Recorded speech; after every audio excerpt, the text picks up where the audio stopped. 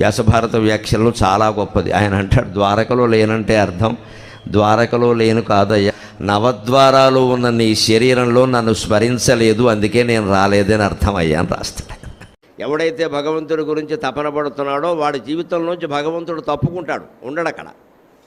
ఎందుకంటే నేను తప్పుకున్నా కూడా వీడు తపన పడతాడా లేదా అని చూడడానికి. పిల్లాడు కాస్త తల్లి ప్రేమ ఏమిటో తెలుసుకోవాలంటే తెలియకుండా దాక్కుంటాడు ఎక్కడో. వాడిని వెతుక్కుంటూ 4 గదులు తిరుగుతుంటే ఇక్కడే ఉన్నా అంటాడు. ఎందుకంటాడు ఈ మాయ ఎందుకు చేస్తాడు పిల్లాడు అంటే, తల్లికి తన మీద ప్రేమ ఉందో లేదో తెలుసుకోవడానికి.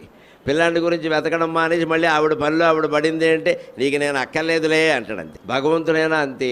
అందుకని తపన ఎవరికైనా బయలుదేరిందంటే ముందు దూరం అయిపోతాడు, కావాలనే దూరం అవుతాడు. అతని నుంచి సంపదలు లాగేసుకుంటాడు, దారిద్ర్యాన్ని ఇస్తాడు, నానా కష్టాలు పెడతాడు.